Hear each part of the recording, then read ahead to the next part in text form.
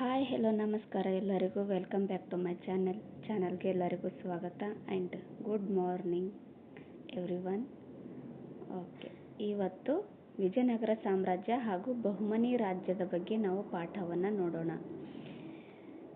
Previous ಕ್ಲಾಸಲ್ಲಿ ದೆಹಲಿ ಸುಲ್ತಾನರ ಬಗ್ಗೆ ನೋಡಿದ್ದೀವಲ್ಲ, ಈ ಕ್ಲಾಸಲ್ಲಿ ಬಹುಮನಿ ಸುಲ್ತಾನರು ಆಮೇಲೆ ವಿಜಯನಗರ ಸಾಮ್ರಾಜ್ಯದ ಬಗ್ಗೆ ಕ್ಲಾಸ್ನ ನೋಡೋಣ. ಇಲ್ಲಿ ನೋಡ್ರಿ, ಪಾಠದ ಪರಿಚಯ ಅಂತ ಕೆಲವೊಂದು ಸಾರಿ ಪಾಠದ ಪರಿಚಯದಲ್ಲಿ ಕೆಲವೊಂದಿಷ್ಟು ಇಂಪಾರ್ಟೆಂಟ್ ಕೊಟ್ಟಿದ್ದಾರೆ, ಅದನ್ನು ನೋಡ್ಕೊಳ್ಬೇಕು. ದೆಹಲಿ ಸುಲ್ತಾನರ ಸೈನಿಕ ಕಾರ್ಯಾಚರಣೆಗಳಿಂದಾಗಿ ದಕ್ಷಿಣ ಭಾರತದ ಸೇವಣ ಮನೆತನದವರು ಮಹಾರಾಷ್ಟ್ರದಲ್ಲಿ ಆಳ್ವಿಕೆಯನ್ನು ಮಾಡ್ತಾ ಇರ್ತಾರೆ. ಆಮೇಲೆ ಹೊಯ್ಸಳರು ಕರ್ನಾಟಕದಲ್ಲಿ ಆಳ್ವಿಕೆಯನ್ನು ಮಾಡ್ತಾ ಇರ್ತಾರೆ. ಈ ಕಾಕತೀಯರು ತೆಲಂಗಾಣದಲ್ಲಿ ಆಳ್ವಿಕೆ ಮಾಡಿದರೆ ಪಾಂಡ್ಯರು ತಮಿಳುನಾಡಲ್ಲಿ ಆಳ್ವಿಕೆಯನ್ನು ಮಾಡ್ತಾ ಇರ್ತಾರೆ. ಈ ರಾಜ್ಯಗಳು ನಾಶವಾಗ್ತವೆ. ಬಲಿಷ್ಠವಾದ ರಾಜಸತ್ತೆ ಇಲ್ಲದೆ ಜನಜೀವನ ಸಂಸ್ಕೃತಿ ಏರುಪೇರಾಗುತ್ತದೆ. ಅಂದರೆ ಬಲಿಷ್ಠವಾದ ಸಾಮ್ರಾಜ್ಯ ಅಲ್ಲಿ ಆಳ್ತಾ ಇರೋದಿಲ್ಲ. ಆದ್ದರಿಂದ ಅಲ್ಲಿ ಜನರ ಜೀವನ ಆಮೇಲೆ ಸಂಸ್ಕೃತಿ ಇವೆಲ್ಲವೂ ಸಹ ಏರುಪೇರಾಗುತ್ತೆ. ಇಂಥ ಸಂದಿಗ್ಧ ಕಾಲಘಟ್ಟದಲ್ಲಿ ದಕ್ಷಿಣ ಭಾರತದ ಹಿತರಕ್ಷಣೆಗಾಗಿ ವಿಜಯನಗರ ಸಾಮ್ರಾಜ್ಯವು ಉದಯಗೊಂಡು ಹಿಂದೂ ಧರ್ಮ ಮತ್ತು ಸಂಸ್ಕೃತಿಯನ್ನು ರಕ್ಷಣೆ ಹಾಗೂ ಪೋಷಣೆಯನ್ನು ಮಾಡುತ್ತೆ. ನೋಡ್ರಿ, ವಿಜಯನಗರ ಸಾಮ್ರಾಜ್ಯ ಒಂದು ಬಲಿಷ್ಠವಾದ ಸಾಮ್ರಾಜ್ಯವಾಗಿದೆ. ಇದು ಅಲ್ಲಿ ಜನರ ಜೀವನ ಆಮೇಲೆ ಹಿಂದೂ ಧರ್ಮವನ್ನು ಆಮೇಲೆ ಹಿಂದೂ ಧರ್ಮದ ಸಂಸ್ಕೃತಿಯನ್ನು ಇವರು ರಕ್ಷಣೆ ಮಾಡಿ ಪೋಷಣೆಯನ್ನು ಮಾಡ್ತಾರೆ. ಈ ಸಾಮ್ರಾಜ್ಯವು ಸುಮಾರು 3 ಶತಮಾನಗಳ ಕಾಲ ಆಳ್ವಿಕೆಯನ್ನು ಮಾಡುತ್ತೆ. ನೋಡ್ರಿ, 1336ರಿಂದ 1646ರವರೆಗೂ ಇವರು ವೈಭವದಿಂದ ಆಳ್ವಿಕೆಯನ್ನು ಮಾಡ್ತಾರೆ. ಆಮೇಲೆ ಇನ್ನೊಂದು, ಈ ಸಾಮ್ರಾಜ್ಯವು ಪ್ರಮುಖ ರಾಜರುಗಳ ಸಾಧನೆಗಳು ಆಮೇಲೆ ಸಾಮ್ರಾಜ್ಯದ ಅವನತಿಗೆ ಕಾರಣವಾದ ರಕ್ಕಸತಂಗಡಿ ಕದನದ ಬಗ್ಗೆ ಇಲ್ಲಿ ವಿವರಣೆಯನ್ನು ನೀಡಲಾಗಿದೆ. ಈ ರಕ್ಕಸತಂಗಡಿ ಕದನಕ್ಕೆ ಕಾರಣವೇನು ಆಮೇಲೆ ಅದರ ಪರಿಣಾಮಗಳೇನು ಅನ್ನೋದನ್ನೆಲ್ಲ ಇಲ್ಲಿ ವಿವರಣೆಯನ್ನು ನೀಡಲಾಗಿದೆ. ಈ ರಕ್ಕಸತಂಗಡಿ ಕದನದಿಂದನೇ ಈ ಸಾಮ್ರಾಜ್ಯ ಅವನತಿಯ ಹಾದಿಯತ್ತ ಹೋಗುತ್ತೆ. ರಕ್ಕಸತಂಗಡಿ ಕದನ ಎಷ್ಟರಲ್ಲಿ ನಡೀತದೆ ಅಂತ ಈ ಹಿಂದೆ ಎಕ್ಸಾಮಲ್ಲಿ ಸಾಕಷ್ಟು ಬಾರಿ ಕೇಳಿದ್ದಾರೆ ನೋಡಿ. 1565ರಲ್ಲಿ ರಕ್ಕಸತಂಗಡಿ ಕದನ ಆಗುತ್ತೆ. ಆಮೇಲೆ ವಿಜಯನಗರ ಸಾಮ್ರಾಜ್ಯ ಅವನತಿಯೆಡೆಗೆ ಹೋಗಲು ಕಾರಣ ಏನು ಅಂತ ಕೇಳಿದ್ರು. ಸೊ ಅದಕ್ಕೆ ಈ ರಕ್ಕಸತಂಗಡಿ ಕದನನೇ ಕಾರಣವಾಗುತ್ತೆ. ಆಮೇಲೆ ವಿಜಯನಗರ ಸಾಮ್ರಾಜ್ಯವು ಸ್ಥಾಪನೆಯಾದ 1336 ಅಲ್ಪಕಾಲದಲ್ಲೇ ಬಹುಮನಿ ರಾಜ್ಯವು ಉದಯವಾಗುತ್ತೆ 1347ರಲ್ಲಿ. ಈ ಒಂದು ಪಾಯಿಂಟಲ್ಲಿ ಎಕ್ಸಾಮ್ಗೆ ಕ್ವಶನ್ ಕೇಳಿದ್ರು. ಈ ಪ್ರೀವಿಯಸ್ ನಡೆದಿರ್ತಕ್ಕಂಥ ಎಕ್ಸಾಮ್ಗಳಲ್ಲಿ ಯಾವ ಥರ ಕೇಳಿದ್ರು ಅಂತಂದರೆ, ಈ ವಿಜಯನಗರ ಸಾಮ್ರಾಜ್ಯದ ಸಮಕಾಲೀನ ರಾಜಮನೆತನ ಯಾವುದು ಅಂತ ಕೇಳಿದ್ರು. ಅದು ಬಹುಮನಿ ಸುಲ್ತಾನರು. ನೋಡಿ, ಕೃಷ್ಣಾ ನದಿ ಈ ಎರಡೂ ರಾಜ್ಯಗಳ ಸಮಾನ ಎಲ್ಲೆಯಾಗಿತ್ತು. ಓಕೆ, ಇದಿಷ್ಟು. ನೆಕ್ಸ್ಟ್ ನೋಡೋಣ. ಕಾಲಕ್ರಮೇಣ ಓಕೆ, ಇದು ನೋಡ್ಕೊಂಡು ಬಿಡೋಣ ಇರು ಒಂದು ನಿಮಿಷ. ಕೃಷ್ಣಾ ನದಿ ಈ ಎರಡೂ ಸಾಮ್ರಾಜ್ಯಗಳ ಎಲ್ಲಿಯಾಗಿತ್ತು ಅಂತಂದರೆ ಗಡಿಯಾಗಿತ್ತು ಅಂತ ಅರ್ಥ.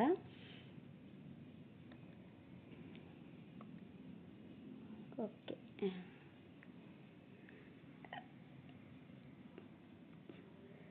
ಕೃಷ್ಣೆಯ ಉತ್ತರದಲ್ಲಿ ಬಹುಮನಿ ರಾಜ್ಯವಿದ್ದರೆ ದಕ್ಷಿಣದಲ್ಲಿ ವಿಜಯನಗರ ಸಾಮ್ರಾಜ್ಯವಿರುತ್ತೆ.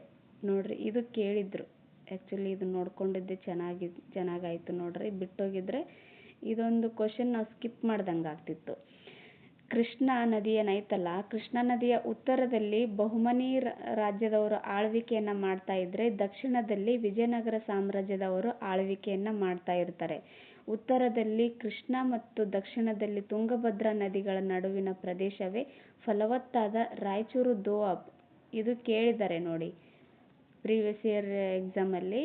ಈ ರಾಯಚೂರು ದೋಆಬ್ ಯಾವ 2 ನದಿಗಳ ನಡುವೆ ಇದೆ ಅಂತ ಕೇಳಿದ್ರು. ಉತ್ತರದಲ್ಲಿ ದಕ್ಷಿಣ ಹೀಗೆ ಕೇಳ್ತಾರೆ ನೋಡಿ. ಉತ್ತರದಲ್ಲಿ ಯಾವ ನದಿ ಇತ್ತು? ಉತ್ತರದಲ್ಲಿ ತುಂಗಭದ್ರಾ ಇತ್ತು, ದಕ್ಷಿಣದಲ್ಲಿ ಕೃಷ್ಣ ಇತ್ತು, ಈ ಥರ ಕೊಡ್ತಾರೆ. ಅದು ತಪ್ಪಾಗುತ್ತೆ. ಉತ್ತರದಲ್ಲಿ ಕೃಷ್ಣ ಇದ್ದರೆ ದಕ್ಷಿಣದಲ್ಲಿ ತುಂಗಭದ್ರಾ ನದಿಗಳ ನಡುವೆ ಈ ರಾಯಚೂರು ದೋಆಬ್ ಇರುತ್ತೆ.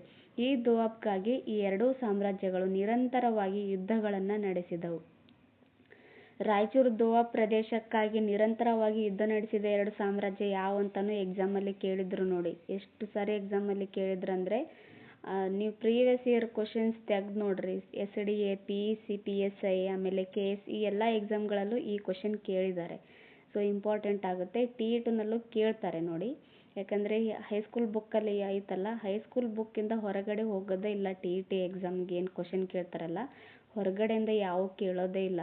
ನೀವು ಪಾಠದ ಪರಿಚಯ ಇದನ್ನು ಸ್ಕಿಪ್ ಮಾಡಬೇಡ್ರಿ. ಇವು ಕಂಪಲ್ಸರಿ ನೀವು ಓದ್ಕೊಳ್ಳೇಬೇಕು. ಯಾಕಂದರೆ ಕೆಳಗಡೆ ಪಾಠದಲ್ಲಿ ಎಕ್ಸ್ಪ್ಲೇನ್ ಕೊಟ್ಟಿದ್ರೆ ಇಲ್ಲಿ ಕೆಲವೊಂದಿಷ್ಟು ಕೀ ಪಾಯಿಂಟ್ಸ್ ಕೊಟ್ಟಿರ್ತಾರೆ, ಹಾಗಾಗಿ ಇಂಪಾರ್ಟೆಂಟ್ ಆಗುತ್ತೆ. ಸೊ ಈ ರಾಯಚೂರು ದೋಆಬ್ಗಾಗಿ ನಿರಂತರವಾಗಿ ಹೋರಾಟ ನಡೆಸಿರ್ತಕ್ಕಂಥ ಎರಡು ಸಾಮ್ರಾಜ್ಯಗಳು ಯಾವುವು ಅಂತಂದರೆ ಈ ವಿಜಯನಗರ ಸಾಮ್ರಾಜ್ಯ, ಆಮೇಲೆ ಬಹುಮನಿ ರಾಜ್ಯ. ಕಾಲಕ್ರಮೇಣ ಅಧಿಕಾರಕ್ಕಾಗಿ ಬಹುಮನಿ ರಾಜ್ಯದಲ್ಲಿ ಅಂತಃಕಲಹಗಳು ನಡೆದು ಅದು 5 ವಿಭಜನೆಗೊಳ್ಳುತ್ತೆ. ಅವರವರಲ್ಲೇ ಏನೋ ಕಲಹಗಳು ನಡೆದು ಸಾಮ್ರಾಜ್ಯ ಏನಾಗುತ್ತೆ, ವಿಭಜನೆಯಾಗುತ್ತೆ. ಎಷ್ಟರಲ್ಲಿ ವಿಭಜನೆಯಾಗುತ್ತೆ? ಇದು 1489ರಲ್ಲಿ ವಿಭಜನೆಯಾಗುತ್ತೆ. 1347ರಲ್ಲಿ ಸ್ಥಾಪನೆಯಾಗುತ್ತೆ ಈ ಬಹುಮನಿ ರಾಜ್ಯ. ಬಟ್ ವಿಭಜನೆಗೊಂಡಿದ್ದು 1489ರಲ್ಲಿ. ಅದೇ ಪ್ರದೇಶದಲ್ಲಿ 5 ಶಾಹಿ ಮನೆತನಗಳು ತಲೆ ಎತ್ತಿದವು. ಅವುಗಳಲ್ಲಿ ವಿಜಯಪುರದ ಆದಿಲ್ ಶಾಹಿಗಳು ಸಹ ಪ್ರಮುಖರು. 5 ಶಾಹಿ ಮನೆತನಗಳು ಈ ಪ್ರದೇಶದಲ್ಲಿ ತಲೆ ಎತ್ತಿದವು ಅಂದರೆ ಉದಯಗೊಂಡವು. ಅವುಗಳಲ್ಲಿ ವಿಜಯಪುರದ ಆದಿಲ್ ಶಾಹಿ ಮನೆತನ ಪ್ರಮುಖವಾಗಿದೆ. ನೋಡ್ರಿ, ಈ ಅಧ್ಯಾಯದಲ್ಲಿ ಬಹುಮನಿ ರಾಜ್ಯದ ಸುಲ್ತಾನ ಫಿರೋಜ್ ಶಾ ಹಾಗೂ ಆತನ ಪ್ರಸಿದ್ಧ ಮಂತ್ರಿ ಮಹಮ್ಮದ್ ಗವಾನನ ಸಾಧನೆಗಳನ್ನು ವಿವರಿಸಲಾಗಿದೆ. ನೋಡ್ರಿ, ಈ ಮೇಲೆ ಏನು ಕೊಟ್ಟಿದ್ದಾರಲ್ಲ ಅದು ಏನು ಸಹ ವಿವರಣೆ ಮಾಡಿಲ್ಲ. ಬಟ್ ಫಿರೋಜ್ ಶಾ ಹಾಗೂ ಆತನ ಮಂತ್ರಿ ಮಹಮ್ಮದ್ ಗವಾನನ ಬಗ್ಗೆ ವಿವರಣೆಯನ್ನು ನೀಡಲಾಗಿದೆ. ಇದರೊಂದಿಗೆ ಬಹುಮನಿ ರಾಜ್ಯದ ಆದಿಲ್ ಶಾಹಿಗಳ ಅವಿಸ್ಮರಣೀಯ ಕೊಡುಗೆಗಳನ್ನು ಸಹ ವಿವರಣೆ ನೀಡಲಾಗಿದೆ. ಈ ವಿಜಯನಗರ ಸಾಮ್ರಾಜ್ಯ ಉದಯ ಆಯ್ತಲ್ಲ, ಆ ಸಾಮ್ರಾಜ್ಯದ ಪತನಕ್ಕೆ ಕಾರಣಗಳೇನು, ಆಮೇಲೆ ಪರಿಣಾಮಗಳೇನು, ಆ ಪತನಕ್ಕೆ ಕಾರಣವಾಗಿರ್ತಕ್ಕಂಥ ಯುದ್ಧ, ಕಸತಂಗಡಿ ಯುದ್ಧದ ಬಗ್ಗೆ ಇಷ್ಟೆಲ್ಲ ವಿವರಣೆ ಕೊಟ್ಟಿದ್ದಾರೆ. ಹಾಗೆ ಈ ಫಿರೋಜ್ ಶಾ ಮತ್ತು ಆತನ ಮಂತ್ರಿ ಮಹಮ್ಮದ್ ಗವಾನನ ಬಗ್ಗೆ ಸಹ ಇಲ್ಲಿ ವಿವರಣೆಯನ್ನು ಕೊಟ್ಟಿದ್ದಾರೆ. ನೋಡ್ರಿ, ಇದಾವಲ್ಲ ಇವು ಸಾಮರ್ಥ್ಯ, ಇವು ಸ್ವಲ್ಪ ಇಂಪಾರ್ಟೆಂಟ್ ಆಗ್ತವೆ. ನಾನು ಇವಾಗ ಹೇಳಲ್ಲ ಇದ್ರ ಬಗ್ಗೆ. ಒಂದು ಕ್ಲಾಸ್ ಮಾಡ್ತೀನಿ ಬೋಧನಾಶಾಸ್ತ್ರ ಅಂತೇಳಿ. ಬೋಧನಾಶಾಸ್ತ್ರ ಅಂತ ಕ್ಲಾಸ್ ಮಾಡಿದಾಗ ಇವೇನಾಗುತ್ತೆ, ಇವು ಇಂಪಾರ್ಟೆಂಟ್ ಆಗ್ತವೆ. ನೋಡ್ರಿ, ಈ ಸಾಮರ್ಥ್ಯಗಳು ಯಾವ ರೀತಿ ಇಂಪಾರ್ಟೆಂಟ್ ಆಗ್ತವೆ ಅಂತ ನಾನು ಆ ಕ್ಲಾಸಲ್ಲಿ ಹೇಳ್ತೀನಿ ನಿಮಗೆ. ಓಕೆ, ಬನ್ನಿ ಕ್ಲಾಸ್ ಸ್ಟಾರ್ಟ್ ಮಾಡೋಣ. ವಿಜಯನಗರ ಸಾಮ್ರಾಜ್ಯ ಲಾಂಛನ ಯಾವುದು? ವರಹ. ವಿಜಯನಗರ ಸಾಮ್ರಾಜ್ಯದ ಭೂಪಟವನ್ನು ನೋಡ್ರಿ, ಭೂಪಟವನ್ನು ನೋಡಿದಾಗ ನಮಗೆ ಚೆನ್ನಾಗಿ ಅರ್ಥ ಆಗುತ್ತಲ್ಲ, ಆ ಸಾಮ್ರಾಜ್ಯ ಎಷ್ಟು ವಿಸ್ತರಣೆಯಾಗಿತ್ತು ಅಂತ ಅರ್ಥ ಆಗುತ್ತೆ ಭೂಪಟ ನೋಡಿದಾಗ. ಇಲ್ಲಿದೆ ನೋಡ್ರಿ ಎಷ್ಟು ವಿಸ್ತರಣೆಯಾಗಿದೆ ನಮ್ಮ ವಿಜಯನಗರ ಸಾಮ್ರಾಜ್ಯದ ವಿಸ್ತರಣೆ. ಓಕೆ, ನೋಡೋಣ.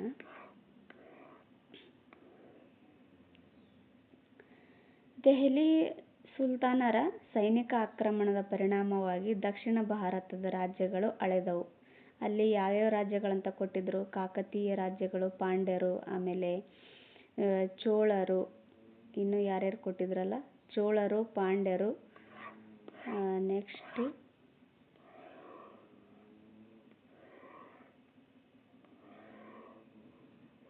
ಓಕೆ ಹೊಯ್ಸಳರು, ಕಾಕತೀಯರು, ಪಾಂಡ್ಯರು, ಆಮೇಲೆ ಸೇವಣರು, ಈ ಮನೆತನಗಳೇನಾಗ್ತವೆ?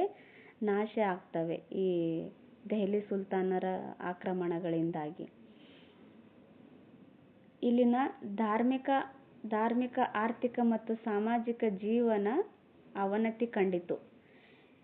ಈ ವಿಜಯನಗರ ಸಾಮ್ರಾಜ್ಯದ ಮೊದಲಿನ ಹಂತ ಹೇಗಿತ್ತು ಜನರ ಜೀವನ, ಅಥವಾ ವಿಜಯನಗರ ಸಾಮ್ರಾಜ್ಯದ ಸ್ಥಾಪನೆಗೂ ಮೊದಲು ಅಲ್ಲಿ ಸಾಮಾಜಿಕ ಸ್ಥಿತಿ ಹೇಗಿತ್ತು, ಧಾರ್ಮಿಕ ಸ್ಥಿತಿ ಹೇಗಿತ್ತು ಅಂತ ಎಕ್ಸಾಮಲ್ಲಿ ಕೇಳಬಹುದು. ಆವಾಗ ನೀವು ಈ ಎಲ್ಲ ಪಾಯಿಂಟ್ಸ್ನ ಹಾಕಬೇಕು ನೋಡಿ, ಇಂಪಾರ್ಟೆಂಟ್ ಆಗುತ್ತೆ.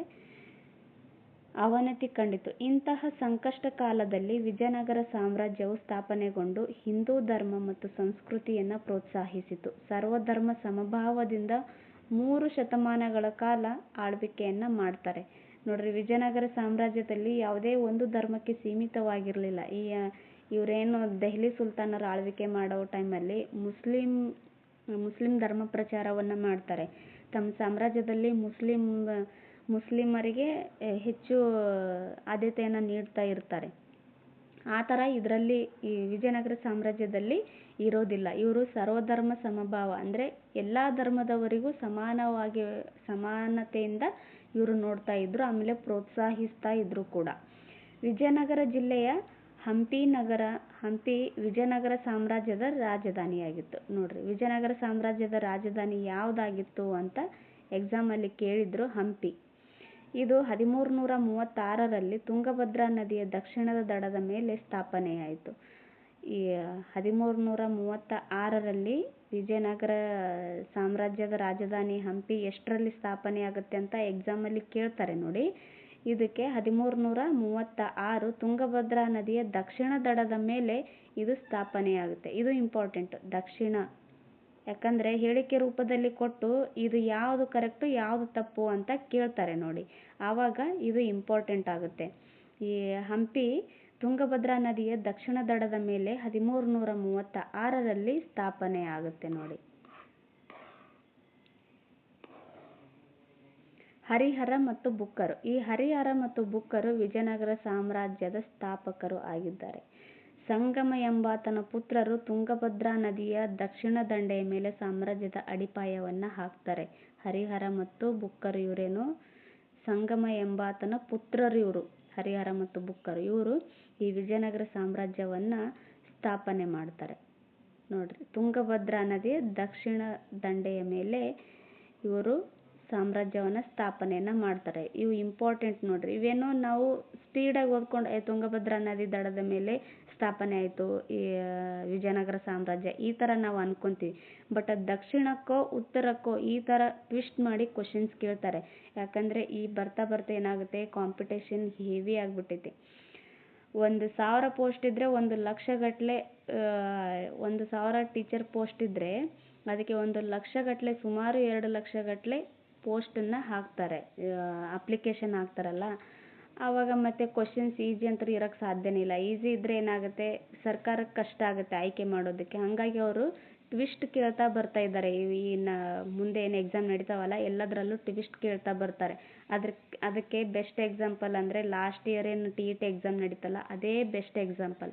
ಇನ್ನು ಮುಂದೆ ಏನು ಎಕ್ಸಾಮ್ ನಡೀತದಲ್ಲ TET ಟೀಚರು ಅದೇ ಥರನೇ ಇರ್ತವೆ ನೋಡ್ರಿ. ತುಂಬಾ ಟಫ್ ಆಗಿರ್ತವೆ. ಈ ಮುಂಚೆ ಇದ್ದಂಗೆ ಈಸಿ ಏನು ಇರೋದಿಲ್ಲ. ಹಾಗಾಗಿ ನೀವು ಟಫಾಗೇ ಓದ್ಕೋಬೇಕು, ತುಂಬ ಸೂಕ್ಷ್ಮವಾಗಿ ಓದ್ಕೋಬೇಕು. ಅಂದಾಗ ನಿಮಗೆ ಸ್ವಲ್ಪ ಹೆಲ್ಪ್ ಆಗುತ್ತೆ, ಕನ್ಫ್ಯೂಸ್ ಏನೂ ಆಗೋದಿಲ್ಲ. ಹರಿಹರ, ಬುಕ್ಕ, ಕಂಪಣ, ಮಾರಪ್ಪ ಮತ್ತು ಮುದ್ದಪ್ಪ ಇವರೇ ಸಂಗಮ ಸಹೋದರರು. ಇವರೇನು ಸಂಗಮ ಸಹೋದರರು ಅಂತಂದರೆ ಈ ಸಂಗಮ ಅನ್ನೋ ಅಪ್ಪ ಇರ್ತಾರಲ್ಲ, ಸಂಗಮ ಎಂಬಾತನನ್ನು ಈ ಎಲ್ಲರ ತಂದೆ ಸಂಗಮ, ಈತನ ಮಕ್ಕಳು ಇವರು. ಆದ್ದರಿಂದ ಇವರಿಗೆ ಸಂಗಮ ಸಹೋದರರು ಅಂತ ಕರೀತಾರೆ. ಸಾಮ್ರಾಜ್ಯವನ್ನು ಸಂಗಮ, ಸಾಳುವ, ತುಳುವ ಮತ್ತು ಅರವಿಡು ರಾಜರು ಆಳ್ವಿಕೆಯನ್ನು ಮಾಡ್ತಾರೆ. ನೋಡ್ರಿ, ಸಂಗಮ ಅಂತಂದರೆ ಈ ಸಂಗಮ ಸಹೋದರರೇನು ಆಳ್ವಿಕೆಯನ್ನು ಮಾಡ್ತಾರಲ್ಲ ಇದು ಸಂಗಮ ವಂಶ. ನೆಕ್ಸ್ಟು ಸಾಳುವ ವಂಶ ಬರುತ್ತೆ, ಅವರು ಆಳ್ವಿಕೆ ಮಾಡ್ತಾರೆ. ನೆಕ್ಸ್ಟ್ ತುಳುವ ವಂಶದವರು ಆಳ್ವಿಕೆಯನ್ನು ಮಾಡ್ತಾರೆ. ಆಮೇಲೆ ಅರವಿಡು ವಂಶದವರು ಆಳ್ವಿಕೆ ಮಾಡ್ತಾರೆ. ಈ ಅಳಿಯ ರಾಮರಾಯ ಅಂತ ಬರ್ತಾರೆ ಆ ಅರವಿಡು ವಂಶದಲ್ಲಿ. ಇವರು ಟೈಮಲ್ಲಿ ಏನಾಗುತ್ತೆ, ಈ ರಕ್ಕಸ ತಂಗಡಗಿ ಕದನವನ್ನು ನಡೆಯುತ್ತೆ. ಅದು ಇಂಪಾರ್ಟೆಂಟ್, ತುಂಬಾ ಇಂಪಾರ್ಟೆಂಟ್ ಆಗುತ್ತೆ. ಮುಂದೆ ಬರುತ್ತಲ್ಲ ಅದ್ರ ಬಗ್ಗೆ ನಾನು ನಿಮ್ಗೆ ಹೇಳ್ತೀನಿ. ಈ ಅಳಿಯ ರಾಮರಾಯ ಅನ್ನೋದನ್ನು ಒಂದು ನೆನಪಲ್ಲಿ ಇಟ್ಕೊಳ್ರಿ. ಇವರು ಆಳ್ವಿಕೆನ ಮಾಡ್ತಾರೆ. ವರಹ ವಿಜಯನಗರದ ರಾಜ್ಯ ಲಾಂಛನ. ಕುಲದೇವ ಯಾರು ಅಂತ ಬಂದಾಗ ವಿರೂಪಾಕ್ಷ. ಈ ಥರ ಕೇಳ್ತಾರೆ ನೋಡ್ರಿ. ವಿಜಯನಗರ ಸಾಮ್ರಾಜ್ಯದ ರಾಜ್ಯ ಲಾಂಛನ ವರಹ. ಇವರ ಕುಲದೇವ ವಿರೂಪಾಕ್ಷ ಬದಲಿಗೆ ಬೇರೆ ಯಾವುದೋ ದೇವ್ರು ಕೊಟ್ಟಿರ್ತಾರೆ, ಆವಾಗ ರಾಂಗ್ ಆಗುತ್ತೆ ಅದು. ಇದು ಕರೆಕ್ಟ್ ಆಗುತ್ತೆ ವಿರೂಪಾಕ್ಷ. ಹಿಂದೂರಾಯ ಸುರತ್ರಾಣ ಎಂಬುದು ಅರಸರ ಬಿರುದಾಗಿತ್ತು. ಇದನ್ನು ಇಂಪಾರ್ಟೆಂಟ್. ಆ ಅರಸರ ಬಿರುದುಗಳು ಏನಾಗಿದ್ವು ಅಂತ ಕೇಳ್ತಾರೆ. ಹಿಂದೂರಾಯ, ಸುರತ್ರಾಣ. ಇದು ಆಲ್ರೆಡಿ ಎಕ್ಸಾಮಲ್ಲಿ ಕೇಳಿದ್ರು ನೋಡಿ, ಹಾಗಾಗಿ ಇಂಪಾರ್ಟೆಂಟ್ ಆಗುತ್ತೆ. ಹರಿಹರ ಮತ್ತು ಬುಕ್ಕ ವಿಜಯನಗರದ ಮೊದಲ ಇಬ್ಬರು ಅರಸರು. ಹರಿಹರ ಮತ್ತು ಬುಕ್ಕ ಇವರೇನು ವಿಜಯನಗರದ ಮೊದಲ ಇಬ್ಬರು ಅರಸರು. ಹರಿಹರನು ಹಂಪಿಯಲ್ಲಿ ಹೊಸ ರಾಜಧಾನಿಯನ್ನು ಕಟ್ಟಲು ಪ್ರಾರಂಭಿಸಿದನು. ಹಂಪಿಯಲ್ಲಿ ಹೊಸ ರಾಜಧಾನಿಯನ್ನು ಕಟ್ಟಲು ಪ್ರಾರಂಭಿಸಿದ ದೊರೆ ಯಾರು ಅಥವಾ ರಾಜ ಯಾರು ಅಂತ ಕೇಳಿದಾಗ ಆತ ಹರಿಹರ. ಹರಿಹರನ ಆಳ್ವಿಕೆಯ ಕಾಲದಲ್ಲೇ ಬಹುಮನಿ ರಾಜ್ಯವು ಉದಯಗೊಂಡವು. ನೋಡ್ರಿ, ಇದು ಇಂಪಾರ್ಟೆಂಟ್. ಯಾವೊಬ್ಬ ರಾಜನ ಅವಧಿಯಲ್ಲಿ ಬಹುಮನಿ ರಾಜ್ಯ ಉದಯವಾಯಿತು ಅಂತ ಕೇಳ್ತಾರೆ. ಆವಾಗ ಹರಿಹರನ ಕಾಲದಲ್ಲಿ ಬಹುಮನಿ ಸಾಮ್ರಾಜ್ಯ ಸ್ಥಾಪನೆಯಾಗುತ್ತೆ. ಅಂದಿನಿಂದ ವಿಜಯನಗರದ ಅರಸರು ಮತ್ತು ಬಹುಮನಿ ಸುಲ್ತಾನರ ನಡುವೆ ಆಗಾಗ ಯುದ್ಧಗಳು ನಡೆದವು. ಫಸ್ಟು ಪ್ರೌಢದೇವರಾಯರ ಬಗ್ಗೆ ನೋಡೋಣ. ಪ್ರೌಢದೇವರಾಯ ಅಂತಂದರೆ ಎರಡನೇ ದೇವರಾಯ ಎಂದರ್ಥ. ಈ ಮುಮ್ಮಡಿ ಅಂತ ಕೊಟ್ಟಾಗ 3 ಅಂತ ಅರ್ಥ, ನಾಲ್ವಡಿ ಅಂತ ಕೊಟ್ಟಾಗ 4 ಅಂತ ಅರ್ಥ. ನೋಡ್ರಿ, ಮುಮ್ಮಡಿ ಅಂತ ಕೊಟ್ಟಾಗ 3, ನಾಲ್ವಡಿ ಅಂತ ಕೊಟ್ಟಾಗ 4 ಅಂತ ಬರುತ್ತೆ. ಇಮ್ಮಡಿ ಅಂತ ಕೊಟ್ಟಾಗ 2 ಅಂತ ಬರುತ್ತೆ. ಪ್ರೌಢದೇವರಾಯ ಪ್ರೌಢ ಅಂತಲೂ ಕೊಟ್ಟಾಗ 2 ಅಂತ ಬರುತ್ತೆ. ನೋಡ್ರಿ, ಈ ಥರ ಇದರಲ್ಲಿ ಬರ್ತಾರೆ. ಸೊ ಇಂಪಾರ್ಟೆಂಟ್ ಆಗುತ್ತೆ ನೋಡ್ರಿ. ಪ್ರೌಢದೇವರಾಯ ಎಷ್ಟರಿಂದ ಎಷ್ಟರವರೆಗೂ ಆಳ್ವಿಕೆಯನ್ನು ಮಾಡ್ತಾರೆ ಅಂತಂದರೆ 1424ರಿಂದ 1446ರವರೆಗೂ ಇವರು ಆಳ್ವಿಕೆಯನ್ನು ಮಾಡ್ತಾರೆ. ಸಂಗಮ ವಂಶದ ಪ್ರಸಿದ್ಧ ದೊರೆ ಇವರು. ಪ್ರೌಢದೇವರಾಯನ ಆಳ್ವಿಕೆಯು ವಿಜಯನಗರದ ಮಹತ್ವಪೂರ್ಣ ಕಾಲವಾಗಿತ್ತು. ಸಾಮ್ರಾಜ್ಯದ ಕೀರ್ತಿ ಎಲ್ಲೆಡೆ ಹರಡಿತು. ಆಂತರಿಕ ನೆಮ್ಮದಿ, ಸಮೃದ್ಧಿ ನೆಲೆಸಿತು. ವಾಣಿಜ್ಯವು ವೃದ್ಧಿಯಾಯಿತು. ಈ ವಿಜಯನಗರ ಸಂಗಮ ವಂಶದಲ್ಲಿ ಈ ಪ್ರಸಿದ್ಧ ದೊರೆಯಾಗಿರ್ತಾನೆ ಪ್ರೌಢದೇವರಾಯ. ಪ್ರೌಢದೇವರಾಯನ ಬಗ್ಗೆ ಆಲ್ಮೋಸ್ಟ್ ಫಿಕ್ಸ್ ಒಂದು ಕ್ವಶನ್ ಇದ್ದೇ ಇರುತ್ತೆ TETಗೆ. ಆಮೇಲೆ HSTR ಕೇಳ್ಬೋದು, ಈ ಥರ ಪ್ರೌಢದೇವರಾಯನ ಸಾಧನೆಗಳನ್ನು ವಿವರಿಸಿರಿ ಅಂತ ಕೇಳಿದಾಗ ಆತನ ಆಡಳಿತ ನಡೆಸೋ ಟೈಮಲ್ಲಿ ಯಾವ ರೀತಿ ಇತ್ತು ಅಲ್ಲಿನ ಸಾಮಾಜಿಕ ಜೀವನ, ಆ ಥರ ನೀವು 1-2 ಪಾಯಿಂಟ್ ಹಾಕಿದರೆ ಚೆನ್ನಾಗಿರುತ್ತೆ. ಪ್ರೌಢದೇವರಾಯನು ಗಡಿ ಪ್ರದೇಶದ ನಾಗರಿಕರುಗಳ ದಂಗೆಯನ್ನು ಹತ್ತಿಕ್ಕಿದನು. ಅಂದರೆ ಗಡಿ ಪ್ರದೇಶದಲ್ಲಿ ಏನು ಸ್ವಲ್ಪ ದಂಗೆಕೋರರು ಇರ್ತಾರಲ್ಲ, ಅಂಥ ದಂಗೆಗಳನ್ನು ಇವರು ಹತ್ತಿಕ್ತಾನೆ. ಕೆಲವೊಂದಿಷ್ಟು ಸಣ್ಣ ಪುಟ್ಟ ರಾಜರು ಇರ್ತಾರೆ, ಅವರನ್ನು ಸಹ ಹತ್ತಿಕ್ತಾರೆ ಇವರು, ಅಂದರೆ ಸೋಲಿಸ್ತಾರೆ. ಸುಲ್ತಾನರ ವಿರುದ್ಧ ಹೋರಾಡಿ ಸಾಮ್ರಾಜ್ಯವನ್ನು ವಿಸ್ತರಣೆಯನ್ನು ಮಾಡ್ತಾನೆ. ಅಶ್ವಾರೋಹಿ ಮಹಮ್ಮದೀಯರನ್ನು ಸೈನ್ಯಕ್ಕೆ ಸೇರಿಸಿಕೊಂಡನು. ಅಶ್ವಾರೋಹಿ ಅಂದರೆ ಅಶ್ವಗಳಲ್ಲಿ ನುರಿತವರು. ಅಶ್ವಾರೋಹಿ ಮಹಮ್ಮದೀಯರನ್ನು ಸೈನ್ಯಕ್ಕೆ ಸೇರಿಸಿಕೊಂಡನು. ಪರ್ಷಿಯಾ ದೇಶದ ರಾಯಭಾರಿ ಅಬ್ದುಲ್ ರಜಾಕ್ ಈತನ ಸಾಮ್ರಾಜ್ಯಕ್ಕೆ ಭೇಟಿಯನ್ನು ನೀಡ್ತಾನೆ. ಇದು ಇಂಪಾರ್ಟೆಂಟ್ ನೋಡ್ರಿ. ಪ್ರೌಢದೇವರಾಯನ ಆಸ್ಥಾನಕ್ಕೆ ಬಂದ ರಾಯಭಾರಿ ಯಾರು ಅಂತ ಕೇಳ್ತಾರೆ. ಆತ ಅಬ್ದುಲ್ ರಜಾಕ್. ನೋಡ್ರಿ, ಅಬ್ದುಲ್ ರಜಾಕ್ ಈತ ಪರ್ಷಿಯಾ ದೇಶದವನೀತ. ಈತ ಈ ಪ್ರೌಢದೇವರಾಯನ ಆಸ್ಥಾನಕ್ಕೆ ಭೇಟಿ ನೀಡ್ತಾನೆ. ಭೇಟಿ ನೀಡಿ ಇಡೀ ಭಾರತದಲ್ಲಿ ದೇವರಾಯನಂತ ಅರಸನಿಲ್ಲ ಅಂತ ಹೇಳ್ತಾನೆ. ನೋಡಿ, ರಾಯನ ಸೇನೆ ಲಕ್ಷಾವಧಿ ಸಂಖ್ಯೆಯಲ್ಲಿದೆ ಅಂತಲೂ ಹೇಳ್ತಾನೆ. ಅಂದರೆ ಇಡೀ ಭಾರತದಲ್ಲಿ ಈ ಪ್ರೌಢದೇವರಾಯನಂತ ಅರಸನಿಲ್ಲ. ಆಮೇಲೆ ಲಕ್ಷಾವಧಿಯಲ್ಲಿ ಆತನ ಸೇನೆ ಇತ್ತು ಅಂತ ಹೇಳ್ತಾನೆ. ಇದು ಕೊಡ್ತಾರೆ. ಈ ವಿಜಯನಗರ ಸಾಮ್ರಾಜ್ಯಕ್ಕೆ ಒಬ್ಬರು ರಾಯಭಾರಿ ಭೇಟಿ ನೀಡಿಲ್ಲ ಅಂತ ಒಂದು 4 ಆಪ್ಷನ್ ಕೊಟ್ಟು ಅದರಲ್ಲಿ ಒಬ್ಬರು ಬೇರೆಯವ್ರನ್ನ ಕೊಟ್ಟಿರ್ತಾರೆ. ಹಾಗಾಗಿ ಇವರು ತುಂಬ ಇಂಪಾರ್ಟೆಂಟ್ ಆಗ್ತಾರೆ. ವಿಜಯನಗರ ಸಾಮ್ರಾಜ್ಯ ಅಂತ ಬಂದಾಗಲೂ ಇಂಪಾರ್ಟೆಂಟ್ ಆಗ್ತಾರೆ. ಅದರಲ್ಲಿ ಪರ್ಟಿಕ್ಯುಲರ್ ಈ ಥರ ಕೇಳ್ತಾರೆ, ಯಾವ ಒಬ್ಬ ಅರಸನ ಕಾಲದಲ್ಲಿ ಬಂದಿದ್ರು ಅಂತ. ಸೊ ಇದನ್ನು ಚೆನ್ನಾಗಿ ನೋಡ್ಕೊಂಡು ಬಿಡ್ರಿ. ಈ ಅಬ್ದುಲ್ ರಜಾಕ್ ಪ್ರೌಢದೇವರಾಯನ ಕಾಲದಲ್ಲಿ ಬರ್ತಾನೆ. ಎರಡನೇ ದೇವರಾಯನು ಸಮರ್ಥ ಆಡಳಿತಗಾರ, ಧೀರ ಯೋಧ ಹಾಗೂ ವಿದ್ವಾಂಸನಾಗಿದ್ದನು. ಹಂಪಿಯ ಮನಮೋಹಕ ಹಜಾರ ರಾಮಸ್ವಾಮಿ ದೇವಾಲಯವನ್ನು ಕಟ್ಟಿಸಿದವರು ಈ ಪ್ರೌಢದೇವರಾಯವಾಗಿದ್ದಾರೆ. ನೋಡ್ರಿ, ಹಂಪಿಯಲ್ಲಿ ಹಜಾರ ರಾಮಸ್ವಾಮಿ ದೇವಾಲಯವಿದೆಯಲ್ಲ, ಅದನ್ನು ಕಟ್ಟಿಸಿದ್ದು ಈ ಪ್ರೌಢದೇವರಾಯನೇ. ಧರ್ಮ ಸಹಿಷ್ಣುತೆ ದೇವರಾಯನ ಧರ್ಮನೀತಿಯಾಗಿತ್ತು. ಇವನು ರಾಜಧಾನಿಯಲ್ಲಿ ಮಸೀದಿಯನ್ನು ನಿರ್ಮಿಸಿದನು. ಇದು ಇಂಪಾರ್ಟೆಂಟ್. ಅವ್ರ ಬಗ್ಗೆ ಕ್ವಶನ್ಸ್ ಕೇಳಿದಾಗ ಈ ಥರ ಸಣ್ಣ ಸಣ್ಣ ಕೀ ಪಾಯಿಂಟ್ಸನ್ನು ಚೆನ್ನಾಗಿ ಹಾಕಿದರೆ ಸ್ವಲ್ಪ ಅಲ್ಲಿ ವ್ಯಾಲ್ಯುವೇಷನ್ ಮಾಡೋರಿಗೂ ಇಂಪ್ರೆಷನ್ ಆಗುತ್ತೆ. ಮಸೀದಿಯನ್ನು ಈತ ನಿರ್ಮಾಣ ಮಾಡ್ತಾನೆ ತನ್ನ ರಾಜಧಾನಿಯಲ್ಲಿ. ಈತನ ಕಾಲದಲ್ಲಿ ಜೈನ ಮತ್ತು ವೈಷ್ಣವ ದೇವಾಲಯಗಳು ನಿರ್ಮಾಣಗೊಂಡವು. ವೀರಶೈವ ಪಂಥ ಏಳಿಗೆಗೆ ಕಂಡಿತು. ವೀರಶೈವ ಪಂಥ ಏಳಿಗೆಯನ್ನು ಕಾಣುತ್ತೆ. ಆಮೇಲೆ ಕನ್ನಡ ಮತ್ತು ಸಂಸ್ಕೃತ ಭಾಷೆಗಳಲ್ಲಿ ವಿಪುಲವಾದ ಸಾಹಿತ್ಯವು ಕೂಡ ರಚನೆಯಾಗುತ್ತೆ. ನೆಕ್ಸ್ಟು ಸಾಳುವ ವಂಶ ಬರುತ್ತೆ. ಸಾಳುವ ವಂಶ ಕೇವಲ ಸ್ವಲ್ಪ ದಿನ ಮಾತ್ರ ಆಳ್ವಿಕೆಯನ್ನು ಮಾಡ್ತಾರಲ್ಲ, ಹಾಗಾಗಿ ಇವ್ರ ಬಗ್ಗೆ ಅಷ್ಟೊಂದು ಇನ್ಫಾರ್ಮೇಷನ್ ಇಲ್ಲಿ ಕೊಟ್ಟಿಲ್ಲ. ಇವರು 1485ರಿಂದ 1505ರವರೆಗೂ ಆಳ್ವಿಕೆಯನ್ನು ಮಾಡ್ತಾರೆ. ನೋಡಿ, ಈ ಇಸ್ವಿ ತುಂಬ ಇಂಪಾರ್ಟೆಂಟು. ಯಾಕಂದರೆ ಹೊಂದಿಸಿ ಬರೆಯಿರಿ ಥರ ಕೊಡ್ತಾರೆ ಎಕ್ಸಾಮಲ್ಲಿ. ಈ ಸಾಳುವ ವಂಶ ಎಷ್ಟರಿಂದ ಎಷ್ಟರವರೆಗೂ ಆಳ್ವಿಕೆಯನ್ನು ಮಾಡ್ತು, ಆಮೇಲೆ ಸಂಗಮ ವಂಶ ಎಷ್ಟರಲ್ಲಿ ಆಳ್ವಿಕೆಯನ್ನು ಮಾಡ್ತು ಅಂತ ಕೇಳ್ತಾರೆ. ಆವಾಗ ಇದು ಇಂಪಾರ್ಟೆಂಟ್ ಆಗುತ್ತೆ. ಇದರಲ್ಲಿ 3ನೇ ವಿರೂಪಾಕ್ಷನಿಂದ ರಾಜಧಾನಿ ವಶಪಡಿಸಿಕೊಂಡು 6 ವರ್ಷಗಳ ಕಾಲ ಆಡಳಿತವನ್ನು ನಡೆಸಿದ. ಈ ಸಂಗಮ ವಂಶ ಅಧಿಕಾರಕ್ಕೆ ಬಂದ ಸಾಳುವ ನರಸಿಂಹ ನೋಡ್ರಿ.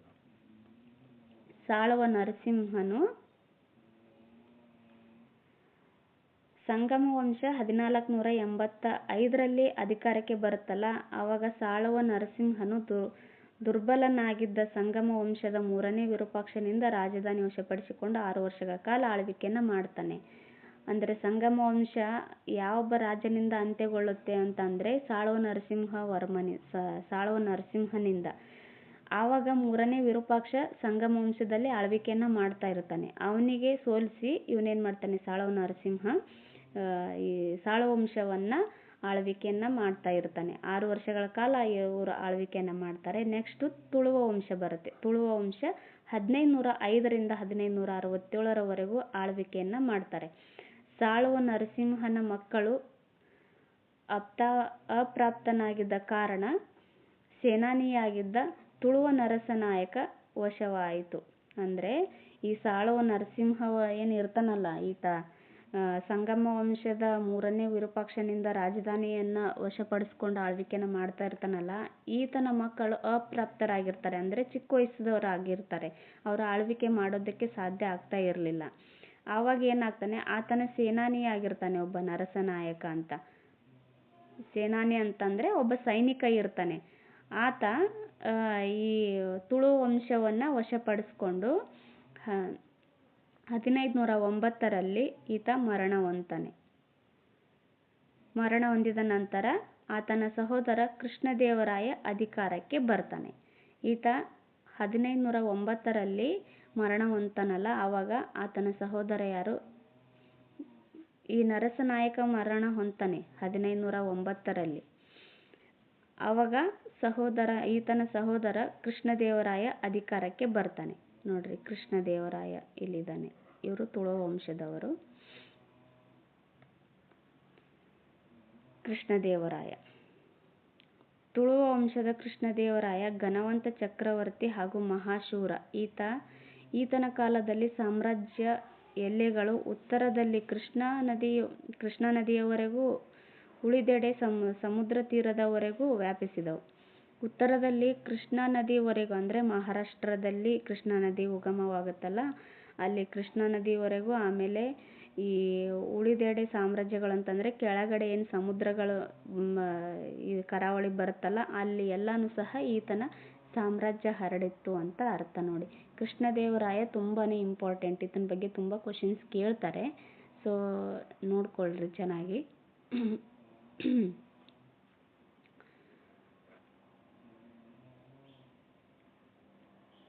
ಈ ಕೃಷ್ಣದೇವರಾಯನ ಸಾಧನೆಗಳನ್ನು ನೋಡೋಣ. ಕೃಷ್ಣದೇವರಾಯನು ಉತ್ತಮ ಆಡಳಿತಗಾರನಾಗಿದ್ದನು. ಇದನ್ನು ಕೇಳಬಹುದು GPSTRಗೆ.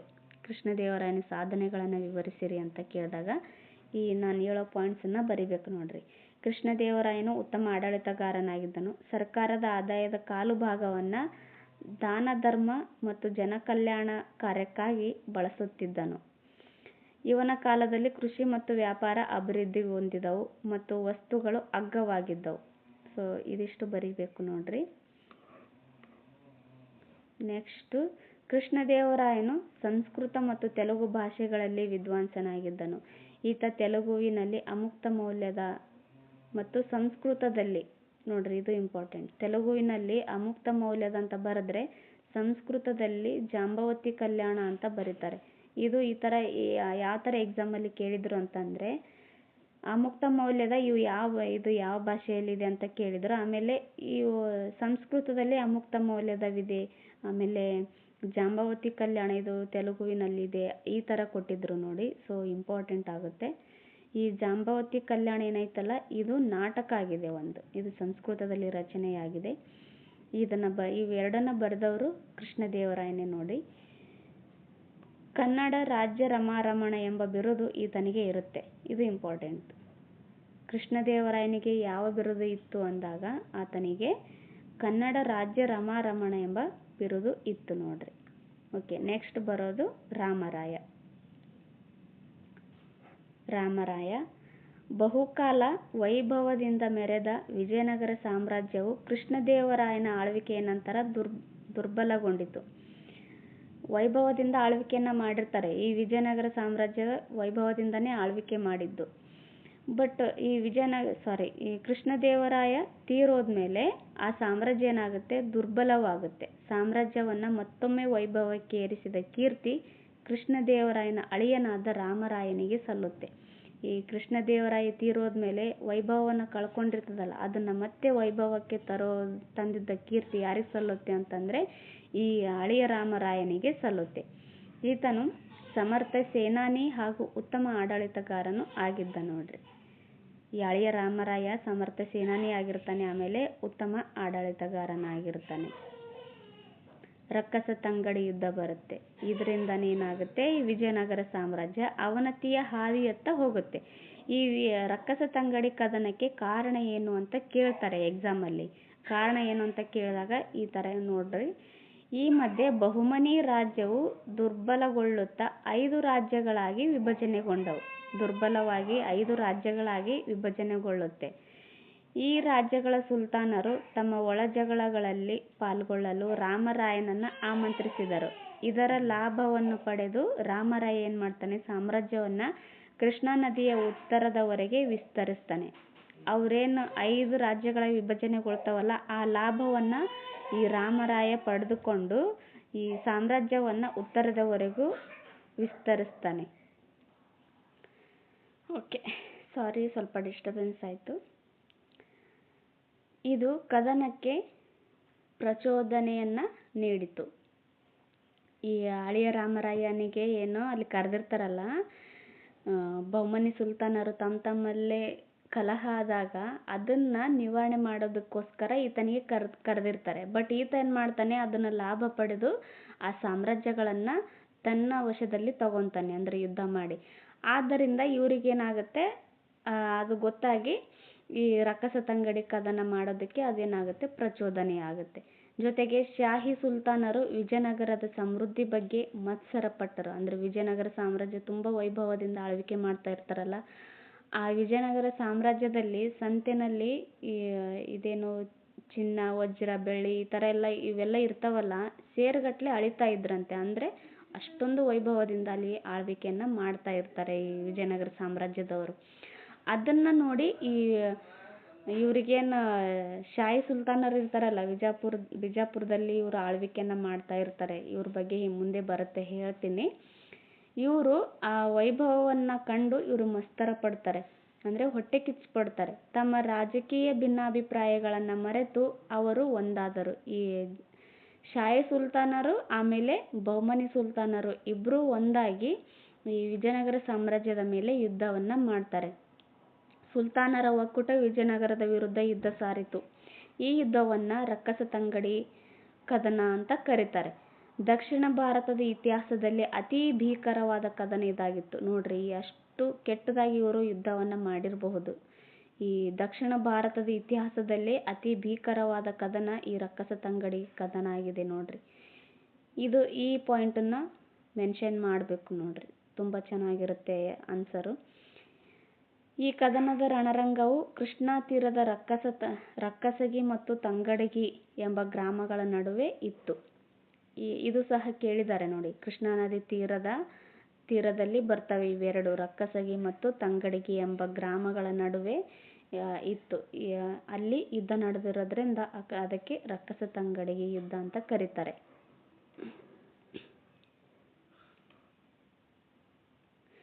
ವಯಸ್ಸು 80 ರಾಮರಾಯನು ಆತ್ಮವಿಶ್ವಾಸದಿಂದ ವೈರಿಗಳನ್ನ ಎದುರಿಸಿದನು. ನೋಡ್ರಿ, ಈತನಿಗೆ ವಯಸ್ಸು 80 ಆಗಿರುತ್ತೆ.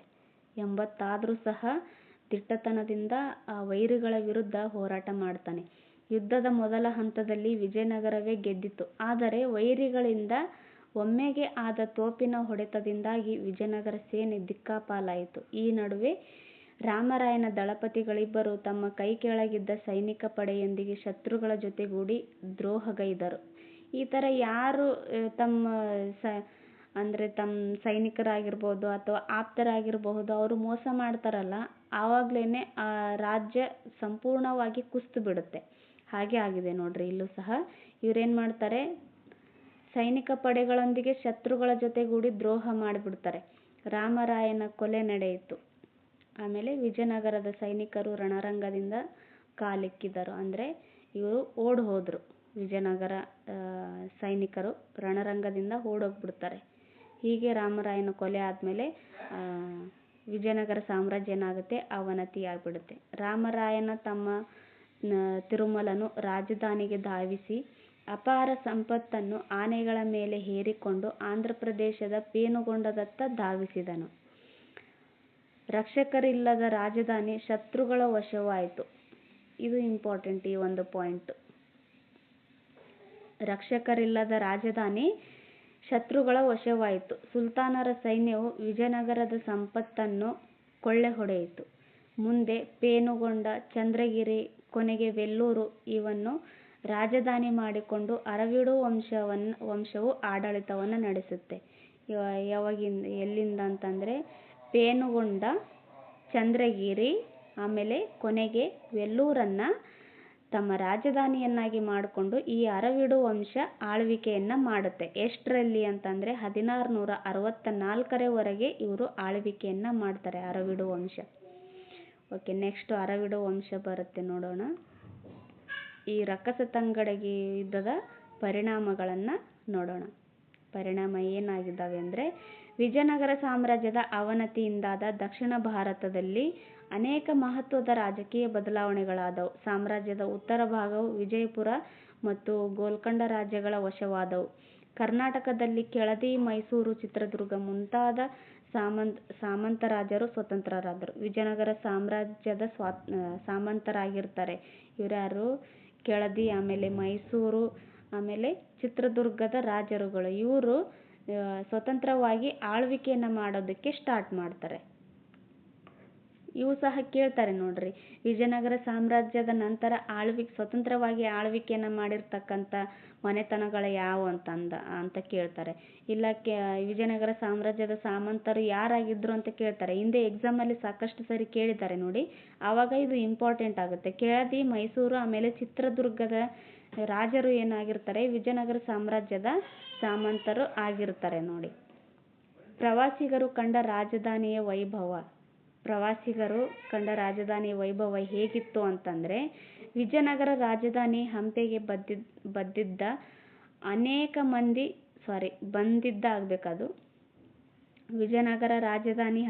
ಬಂದಿದ್ದ ಅನೇಕ ಮಂದಿ ವಿದೇಶಿ ಯಾತ್ರಿಕರು ಅಲ್ಲಿನ ವೈಭವ ಮತ್ತು ಆರ್ಥಿಕ ಸಮೃದ್ಧಿಯನ್ನು ಮನಸಾರೆ ಕೊಂಡಾಡಿದ್ದಾರೆ. ರಾಜಧಾನಿಯನ್ನು ಕುರಿತು ಪೋರ್ಚುಗೀಸ್ ಯಾತ್ರಿಕ ಡೊಮಿಂಗೋ ಪಾಯಸ್. ನೋಡ್ರಿ, ಈಗ ನಾನೇನು ಇವ್ರ ಬಗ್ಗೆ ಹೇಳ್ತೀನಲ್ಲ, ಈ ಥರ ರಾಯಭಾರಿಗಳ ಬಗ್ಗೆ ಹೇಳ್ತೀನಲ್ಲ, ಅವು ಒಂದಿಷ್ಟು ನೋಟ್ ಮಾಡ್ಕೊಳ್ಳೋಕೆ ಸಾಧ್ಯ ಆದರೆ ಮಾಡ್ಕೊಳ್ರಿ. ಯಾಕಂದ್ರೆ ಕನ್ಫ್ಯೂಸ್ ಆಗುತ್ತೆ. ಈ ವಿಜಯನಗರ ಸಾಮ್ರಾಜ್ಯಕ್ಕೆ ಎಷ್ಟು ಜನ ಭೇಟಿ ನೀಡಿದ್ರು ಅಂತ ಎಕ್ಸಾಮಲ್ಲಿ ಕೇಳಿದ್ದಾರೆ ಸಹ. ಆವಾಗ ಇವರು ಇಂಪಾರ್ಟೆಂಟ್ ಆಗ್ತಾರೆ. ಯಾರು ಬಂದಿದ್ರು, ಯಾರು ಬಂದಿಲ್ಲ ಅನ್ನೋದು ನಿಮಗೆ ಗೊತ್ತಾಗುತ್ತೆ. ಸೊ ಹಾಗಾಗಿ ನೋಡ್ಕೊಳ್ರಿ. ರಾಜಧಾನಿಯನ್ನು ಕುರಿತು ಈ ಪೋರ್ಚುಗೀಸ್ ಯಾತ್ರಿಕ ಇವರು ಯಾವ ದೇಶದವರು ಅಂತಲೂ ಕೇಳ್ತಾರೆ. ಸೊ ಇದು ಇಂಪಾರ್ಟೆಂಟ್ ಆಗುತ್ತೆ. ಈ ಪೋರ್ಚುಗೀಸ್ ಯಾತ್ರಿಕ ಎಲ್ಲ ಬಗೆಯ ಸರಕುಗಳಿಂದ ಸಮೃದ್ಧವಾದ ಇಂಥ ನಗರಿಯು ಭೂಮಂಡಲದ ಮೇಲೆ ಬೇರೊಂದೆಡೆ ಇಲ್ಲ ಅಂತ ಹೇಳ್ತಾನೆ ಈತ ಡೊಮಿಂಗೋ ಪಾಯಸ್. ಎಲ್ಲ ಬಗೆಯ ಸರಕುಗಳಿಂದ ಸಮೃದ್ಧವಾಗಿತ್ತು ಈ ವಿಜಯನಗರ ಸಾಮ್ರಾಜ್ಯ. ಇಂಥ ನಗರಿ ಭೂಮಂಡಲದ ಮೇಲೆ ಅಂದರೆ ಈ ಜಗತ್ತಿನಲ್ಲಿ ಎಲ್ಲೂ ಇಲ್ಲ, ಬೇರೆ ಎಲ್ಲೂ ಇಲ್ಲ ಅಂತ ಈತ ಹೇಳ್ತಾನೆ. ಎಲ್ಲ ನಮೂನೆಯ ಮುತ್ತು, ಮಾಣಿಕ್ಯ, ರತ್ನ, ಪಚ್ಚೆ, ಇಂದ್ರನೀಲ, ಬೆಲೆಯುಳ್ಳ ಬಟ್ಟೆ ಮುಂತಾದವು ಇಲ್ಲಿ ದೊರೆಯುತ್ತಿದ್ದವು ಎಂಬುದಾಗಿ ಈತ ಬರೀತಾನೆ. ಓಕೆ, ನೆಕ್ಸ್ಟ್ ಯಾರು ಬರ್ತಾರೆ? ಅಬ್ದುಲ್ ರಜಾಕ್ ಬರ್ತಾನೆ. ಈತ ಕೃಷ್ಣದೇವರಾಯನ ಟೈಮಲ್ಲಿ ಬರ್ತಾನೆ. ಕೃಷ್ಣದೇವರಾಯ ಅಲ್ಲ, ಪ್ರೌಢದೇವರಾಯನ ಆಸ್ಥಾನಕ್ಕೆ ಬರ್ತಾನೆ. ನೋಡೋಣ ಇಲ್ಲಿ ಕೊಟ್ಟಿದ್ದಾರೇನು ಅಂತ. ರಾಜಧಾನಿಯನ್ನು ಸಂದರ್ಶಿಸಿದ್ದ ಪರ್ಷಿಯಾ ಅಂದರೆ ಇರಾನ್ ದೇಶದ ರಾಯಭಾರಿ ಅಬ್ದುಲ್ ರಜಾಕ್ ದೇವರಾಯ ಇಲ್ಲಿದೆ ನೋಡ್ರಿ. ಇದು ಟಿ ಕೇಳಿದ್ದಾರೆ ನೋಡ್ರಿ, ಸುಮಾರು ಒಂದು 2-3 ಸಾರಿ ಕೇಳಿದ್ದಾರೆ. ಈ ಪ್ರೌಢದೇವರಾಯನ ಆಸ್ಥಾನಕ್ಕೆ ಬಂದ ರಾಯಭಾರಿ ಯಾರು ಅಂತ ಕೇಳಿದ್ದಾರೆ ನೋಡಿ. ಈತ ಅಬ್ದುಲ್ ರಜಾಕ್. ಈತ ಪರ್ಷಿಯಾ ದೇಶದವನಾಗಿದ್ದ. ಪರ್ಷಿಯಾ ಅಥವಾ ಇರಾನ್ ಅಂತ ಎರಡು ನೆನಪಲ್ಲಿ ಇಟ್ಕೊಳ್ರಿ. ಘನತೆಯನ್ನು ಮನಸಾರೆ ಕೊಂಡಾಡಿದ್ದಾನೆ. ಯಾರು? ಈ ಪ್ರೌಢದೇವರಾಯನ ಘನತೆಯನ್ನು ಈತ ಮನಸಾರೆ ಕೊಂಡಾಡಿ ಭೂಮಂಡಲದ ಮೇಲೆ ವಿಜಯನಗರದಂತಹ ಇನ್ನೊಂದು ನಗರವನ್ನು ಕಣ್ಣುಗಳು ನೋಡಿಲ್ಲ, ಕಿವಿಗಳು ಕೇಳಿಲ್ಲ ಅಂತ ಈತ ಹೇಳ್ತಾನೆ. ಈ ಡೊಮಿಂಗೋ ಪಾಯಸ್ ಏನು ಹೇಳ್ತಾನೆ? ಇಂತಹ ನಗರಿ ಭೂಮಂಡಲದ ಮೇಲೆ ಇನ್ನೊಂದೆಡೆ ನಾವು ಕಂಡಿಲ್ಲ, ಬೇರೊಂದು ನಗರಿ ನಾವು ಕಂಡಿಲ್ಲ ಅಂತ ಡೊಮಿಂಗೋ ಪಾಯಸ್ ಹೇಳಿದ್ರೆ, ಈತ ಏನಂತಾನೆ? ಭೂಮಂಡಲದ ಮೇಲೆ ವಿಜಯನಗರದಂತಹ ಇನ್ನೊಂದು ನಗರವನ್ನು ಕಣ್ಣುಗಳು ನೋಡಿಲ್ಲ, ಆಮೇಲೆ ಕಿವಿಗಳು ಕೇಳಿಲ್ಲ ಅಂತ ಈತ ಹೇಳ್ತಾನೆ. ಈ ವಿಜಯನಗರ ಸಾಮ್ರಾಜ್ಯದ ಸಾಮಾಜಿಕ, ಆರ್ಥಿಕ ಮತ್ತು ಸಾಂಸ್ಕೃತಿಕ ಹೇಗೆ ಇತ್ತು, ಅಲ್ಲಿನ ಸಮಾಜ ಹೇಗೆ ಇತ್ತು, ಆರ್ಥಿಕತೆ ಹೇಗಿತ್ತು, ಆಮೇಲೆ ಸಂಸ್ಕೃತಿ ಯಾವ ರೀತಿ ಬೆಳೀತು ಅನ್ನೋದನ್ನು ಇಲ್ಲಿ ನೋಡೋಣ. ಸಮಾಜ. ಗ್ರಾಮ ಸಭೆಯಲ್ಲಿ ಎಲ್ಲ ಜಾತಿಯ ಸದಸ್ಯರಿಗೆ ಪ್ರಾತಿನಿಧ್ಯವಿತ್ತು. ಪಟ್ಟಣಗಳಲ್ಲಿ ಹಂಜಮಾನ ಎನ್ನುವುದು ಮಧ್ಯಕಾಲೀನ ಕರ್ನಾಟಕದ ವ್ಯಾಪಾರಿ ಗುಂಪು. ಇದು ಇಂಪಾರ್ಟೆಂಟ್ ನೋಡ್ರಿ. ಹಂಜಮಾನ ಅಂತ ಕೊಟ್ಟು ಇದು ಏನು ಅಂತ ಕೇಳಬಹುದು ಈ ಟಿಗೆ. ಹಂಜಮಾನ ಅಂದರೆ ಮಧ್ಯಕಾಲೀನ ಕರ್ನಾಟಕದ ವ್ಯಾಪಾರಿಗಳ ಒಂದು ಗುಂಪು ಆಗಿತ್ತು. ಪಟ್ಟಣಗಳಲ್ಲಿ ಹಂಜಮಾನ ಎಂಬ ಮುಸಲ್ಮಾನರ ಸಂಸ್ಥೆ ಇದ್ದು, ಅವರ ಪ್ರತಿನಿಧಿಗಳಿಗೆ ನಗರದ ಗಣ್ಯರ ಸಭೆಯಲ್ಲಿ ಸ್ಥಾನಮಾನವಿತ್ತು. ಅಂದರೆ ಮುಸ್ಲಿಮರಿವರು ಹಂಜಮಾನ ಅನ್ನೋ ಮುಸ್ಲಿಂ ಸಂಸ್ಥೆ ಇತ್ತು. ಇವರ ಪ್ರತಿನಿಧಿಗಳಿಗೆ ನಗರದ ಗಣ್ಯರ ಸಭೆಯಲ್ಲಿ ಸ್ಥಾನಮಾನವಿತ್ತು. ಆಮೇಲೆ ಸ್ತ್ರೀಯರು ರಾಣಿವಾಸದೊಳಗಿನ ಲೆಕ್ಕಪತ್ರ ಬರಿತಾ ಇದ್ರು. ಆಮೇಲೆ ಕಾವಲುಗಾರರು ಆಗಿ ಕೆಲಸ ಮಾಡ್ತಾ ಇದ್ರು. ರಾಣಿಯರ ಸೇವೆ ಮಾಡೋದಕ್ಕೂ ಸಹ ಇವರು ಮೀಸಲಾಗಿದ್ರು. ಆಮೇಲೆ ಸಾರ್ವಜನಿಕ ಪ್ರದರ್ಶನಗಳನ್ನು ನೀಡುತ್ತಿದ್ದ ಜಟ್ಟಿಗಿತ್ತಿಯರು ಸಹ ವಿಜಯನಗರದಲ್ಲಿ ಕಾಣ್ತಾರೆ. ಇದು ಇಂಪಾರ್ಟೆಂಟು. ಆಮೇಲೆ ಇದು ಕೇಳಿದ್ದಾರೆ ನೋಡಿ, ಜಟ್ಟಿಗಿತ್ತಿಯರು ಯಾವ ಸಾಮ್ರಾಜ್ಯದಲ್ಲಿದ್ದರು ಅಂತ. ವಿಜಯನಗರ ಸಾಮ್ರಾಜ್ಯ. ಜನಪ್ರಿಯವಾಗಿದ್ದ ನವರಾತ್ರಿ ಉತ್ಸವವನ್ನು ರಾಜಧಾನಿಯ ಮಹಾನವಮಿ ದಿಬ್ಬದಲ್ಲಿ ವಿಜೃಂಭಣೆಯಿಂದ ಆಚರಿಸ್ತಾ ಇದ್ರು. ಈ ಪ್ರೆಸೆಂಟ್ ನಾವೇನು ಆಚರಣೆ ಮಾಡ್ತೀವಲ್ಲ ಅದು ನೋಡ್ರಿ, ಮಹಾನವಮಿ ದಿಬ್ಬದಲ್ಲಿ ಆಚರಣೆ ಮಾಡ್ತಾ ಇದ್ರು. ಆರ್ಥಿಕತೆ. ಕೃಷಿಯೇ ಬಹುತೇಕ ಜನರ ಉದ್ಯೋಗವಾಗಿತ್ತು. ಈ ವಿಜಯನಗರ ಸಾಮ್ರಾಜ್ಯದಲ್ಲಿ ಈ ಬಹುತೇಕ ಜನರ ಉದ್ಯೋಗ ಏನಾಗಿತ್ತು ಅಂತ ಎಕ್ಸಾಮಲ್ಲಿ ಕೇಳಬಹುದು. ಕೃಷಿಯಾಗಿತ್ತು. ವಿಜಯನಗರವು ಅಂತಾರಾಷ್ಟ್ರೀಯ ವ್ಯಾಪಾರದ ಕೇಂದ್ರವಾಗಿತ್ತು. ಇದನ್ನು ಇಂಪಾರ್ಟೆಂಟ್ ಆಗುತ್ತೆ. ಅಂತಾರಾಷ್ಟ್ರೀಯ ವ್ಯಾಪಾರದ ಕೇಂದ್ರವಾಗಿತ್ತು. ಆಮೇಲೆ ಜಗತ್ತಿನ ನಾನಾ ಕಡೆ ವ್ಯಾಪಾರಿಗಳು ಇಲ್ಲಿಗೆ ಬರ್ತಾ ಇದ್ರು. ಅಂಗಡಿಗಳಲ್ಲಿ ಮುತ್ತು ರತ್ನಗಳನ್ನು ರಾಶಿಯಾಗಿ ಮಾರುತ್ತಿದ್ದರೆಂದು ವಿದೇಶಿ ಪ್ರವಾಸಿಗರು ವರ್ಣಿಸಿದ್ದಾರೆ ನೋಡ್ರಿ. ಅಂಗಡಿಗಳಲ್ಲಿ ಅಲ್ಲಿ ಡೊಮಿಂಗೋ ಪಾಯಸ್ ಹೇಳಿದ್ದ ರತ್ನ, ಮುತ್ತು, ಹವಳ, ಪಚ್ಚೆ, ನೀಲೇಂದ್ರ ಇವೆಲ್ಲ ಸಹ ಅಲ್ಲಿ ಅಂಗಡಿಗಳಲ್ಲಿ ಮಾರ್ತಾ ಇದ್ರು. ಆಮೇಲೆ ಸಾಮ್ರಾಜ್ಯದ ಪಶ್ಚಿಮ ಹಾಗೂ ಪೂರ್ವ ಕರಾವಳಿಗಳಲ್ಲಿದ್ದ ಹಲವಾರು ಬಂದರುಗಳ ಮೂಲಕ ಸರಕುಗಳನ್ನು ಇವರು ರಫ್ತು ಮಾಡ್ತಾ ಇದ್ರು. ಆಮೇಲೆ ಆಮದನ್ನು ಸಹ ಮಾಡ್ಕೊಳ್ತಾ ಇದ್ರು. ಇವರ ಅವಧಿಯಲ್ಲಿ ಧಾರ್ಮಿಕ ಸ್ಥಿತಿ ಹೇಗಿತ್ತು ಅಂತ ಅಂದರೆ, ಎಲ್ಲ ಧರ್ಮಗಳು ಸಾಮ್ರಾಜ್ಯದಿಂದ ದಾನದತ್ತಿ ಪಡಿತಾ ಇದ್ದು, ಯಾರಿಗೇ ಆಗಲಿ ತಮ್ಮ ಮತವನ್ನು ಅಡಚಣೆ ಇಲ್ಲದೆ ಆಚರಿಸುವ ಸ್ವಾತಂತ್ರ್ಯವನ್ನು ಅರಸರು ನೀಡಿದ್ದರು. ಯಾರೇ ಆಗಲಿ ಯಾವುದೇ ಧರ್ಮವನ್ನು ಆಚರಣೆ ಮಾಡಬಹುದಾಗಿತ್ತು. ಅಲ್ಲಿ ಯಾವುದೇ ಕಟ್ಟುನಿಟ್ಟು ಏನೂ ಇರಲಿಲ್ಲ. ಈ ಧರ್ಮದವರು ಇದನ್ನು ಆಚರಣೆ ಮಾಡಬಾರ್ದು ಈ ಥರ ಏನೂ ಅಲ್ಲಿ ಇರಲಿಲ್ಲ. ಹಾಗಾಗಿ ಯಾವುದೇ ಧರ್ಮದವರು ತಮ್ಮ ತಮ್ಮ ಧಾರ್ಮಿಕ ಆಚರಣೆಯನ್ನು ಅಲ್ಲಿ ಮಾಡ್ಬೋದಾಗಿತ್ತು. ಆಮೇಲೆ ವಿಜಯನಗರದಲ್ಲಿ ಮುಸ್ಲಿಮರಿಗಾಗಿ ಮಸೀದಿಗಳನ್ನು ಕಟ್ಟಿಸಿದರು. ದೇವರಾಯನು ಕಟ್ಟಿಸಿರ್ತಾನೆ ಮುಸ್ಲಿಮರಿಗಾಗಿ ಮಸೀದಿಗಳನ್ನು. ಅವರನ್ನು ಸೈನ್ಯಕ್ಕೆ ಸೇರಿಸಿಕೊಳ್ಳಲಾಗಿತ್ತು. ಆಮೇಲೆ ಪೋರ್ಚುಗೀಸರ ಸಂಗಡ ವ್ಯಾಪಾರ ವೃದ್ಧಿಸಿಕೊಂಡ ವಿಜಯನಗರದ ಅರಸರು ಕ್ರೈಸ್ತ ಧರ್ಮಕ್ಕೂ ಸಹ ಪ್ರೋತ್ಸಾಹವನ್ನು ನೀಡ್ತಾರೆ.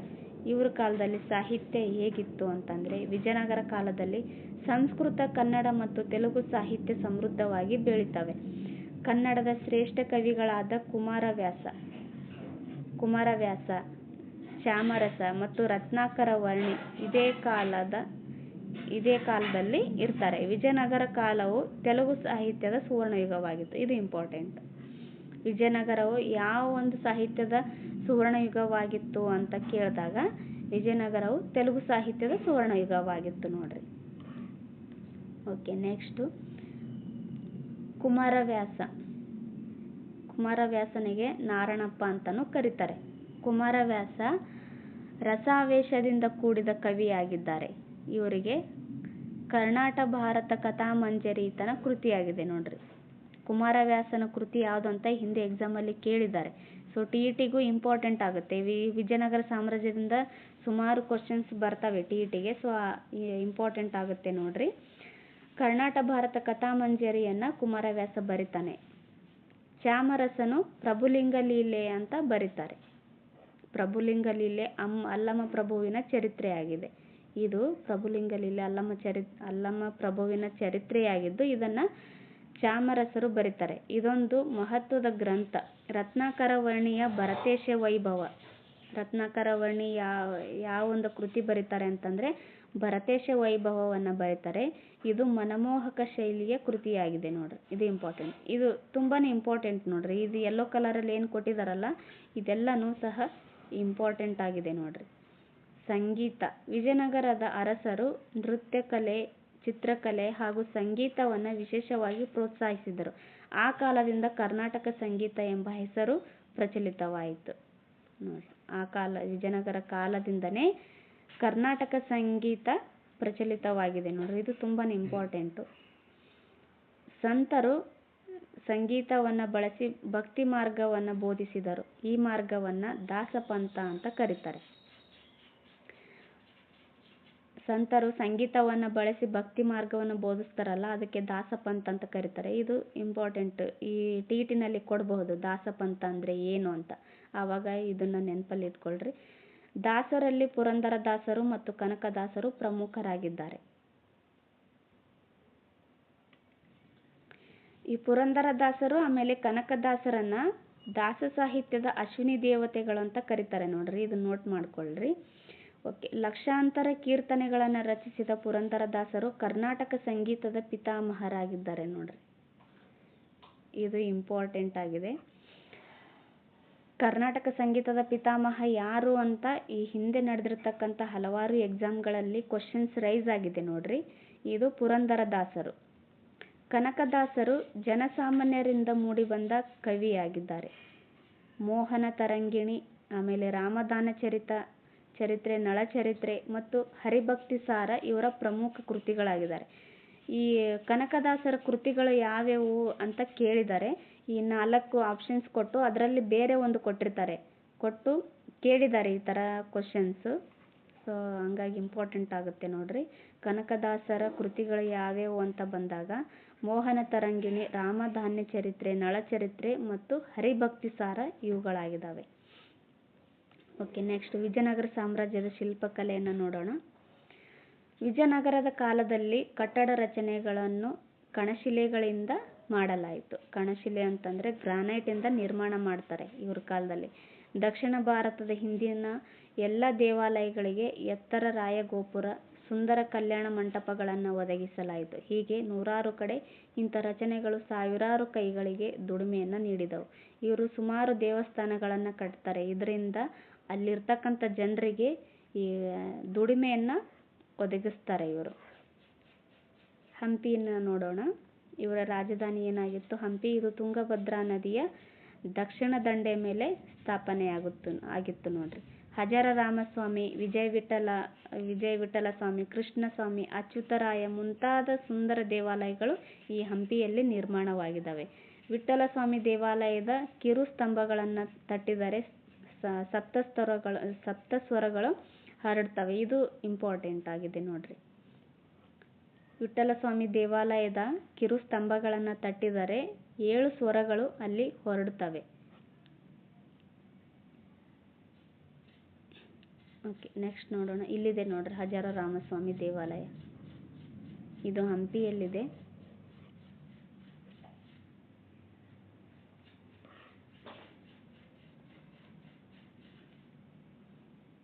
ಶೃಂಗೇರಿಯ ವಿದ್ಯಾಶಂಕರ ದೇವಾಲಯ, ಹಜಾರ ರಾಮಸ್ವಾಮಿ ದೇವಾಲಯದ 1000 ಕಂಬಗಳ ಮಂಟಪ ಮತ್ತು ಮೂಡುಬಿದಿರೆಯ 1000 ಕಂಬಗಳ ಬಸದಿ ವಿಜಯನಗರ ಸಾಮ್ರಾಜ್ಯದ ಕಾಲದ್ದು ನೋಡ್ರಿ. ತ್ರಿಭುವನ ತಿಲಕ ಚೂಡಾಮಣಿ ಅಂತಲೂ ಕರೀತಾರೆ ಇದಕ್ಕೆ. ಇದು ಇಂಪಾರ್ಟೆಂಟ್ ಆಗುತ್ತೆ. ತ್ರಿಭುವನ ತಿಲಕ ಚೂಡಾಮಣಿ ಎಂದು ಯಾವ ಒಂದು ದೇವಾಲಯಕ್ಕೆ ಕರೀತಾರೆ ಅಂತ ಕೇಳಬಹುದು. ಅವಾಗ ಮೂಡುಬಿದಿರೆಯ 1000 ಕಂಬಗಳ ಬಸದಿಗೆ ಈ ಥರ ಕರೀತಾರೆ ನೋಡ್ರಿ. ಓಕೆ, ನೆಕ್ಸ್ಟ್ ನೋಡೋಣ. ಇಲ್ಲಿದೆ ನೋಡ್ರಿ ವಿದ್ಯಾಶಂಕರ ದೇವಾಲಯ, ಶೃಂಗೇರಿಯಲ್ಲಿದೆ.